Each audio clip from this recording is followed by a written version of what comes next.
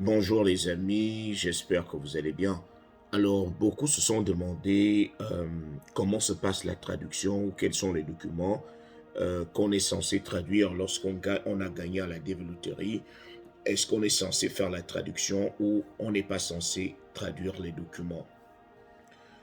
Je pense que la préoccupation est fondée parce que celui qui m'a écrit n'est pas la seule personne à avoir fait ce commentaire sur les différentes plateformes. Alors, lorsque vous gagnez à la développerie, vous aurez vos documents envoyés.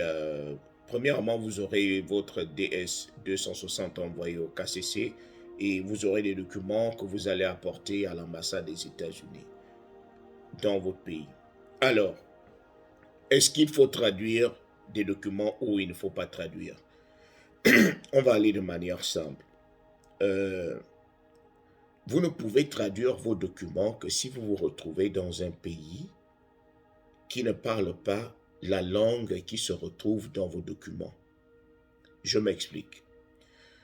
Imaginez que vous êtes Camerounais. Vous avez passé vos diplômes au Cameroun. Vos diplômes sont en français, par exemple, et vous vous retrouvez au Qatar. Le Qatar, a, vos documents ne sont ni en arabe ni en anglais. Vous êtes obligé de traduire, de mettre vos documents en anglais pour qu'à l'entretien, les gens se retrouvent. Lorsqu'on va vous interroger, les gens vont se retrouver.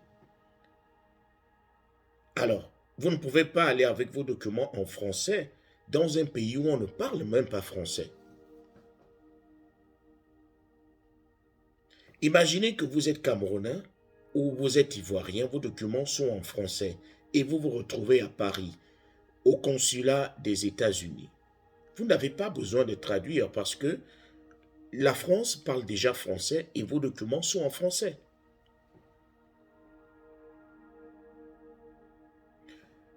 Voilà, je vais donner un autre exemple. Imaginez que moi je suis angolais. J'ai fait mes études en Angola. Donc, la langue c'est le portugais. Mes documents sont en portugais et je me retrouve au Gabon. Au Gabon où on parle français, où on parle aussi anglais. Par exemple, par rapport à l'ambassade. Je serais bien obligé de traduire mes documents en anglais parce que je serai à l'ambassade des États-Unis. À l'ambassade des États-Unis, on ne parle pas portugais là-bas. Et on ne parle pas, à l'ambassade des États-Unis, au Gabon, on ne parle pas portugais. On ne parle pas, on ne parle que français et anglais. Donc, je serais bien obligé de traduire mes documents qui sont en portugais. Je vais les mettre en anglais pour que l'entretien se fasse facilement. Il en est de même pour quelqu'un qui, qui a fréquenté en Guinée équatoriale. Il a ses documents en espagnol. Mais il se retrouve en Mozambique. En Mozambique, on parle portugais. Il va traduire ses documents soit en anglais, soit en portugais pour que la conversation, l'entretien se passe bien. Vous vous retrouvez en Turquie. Vous avez fréquenté, vos documents sont en espagnol et vous vous retrouvez en Turquie. Vous allez traduire vos documents soit en turc, soit en anglais.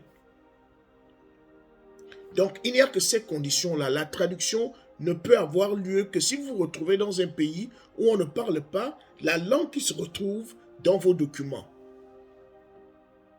Si vos documents sont en espagnol, vos documents sont en espagnol et vous vous retrouvez au Ghana, vous êtes obligé de traduire vos documents en anglais parce que vous vous retrouvez au Ghana. Le Ghana ne parle pas espagnol. Vous vous retrouvez en Afrique du Sud et que vous avez des documents en espagnol, vous allez traduire en anglais.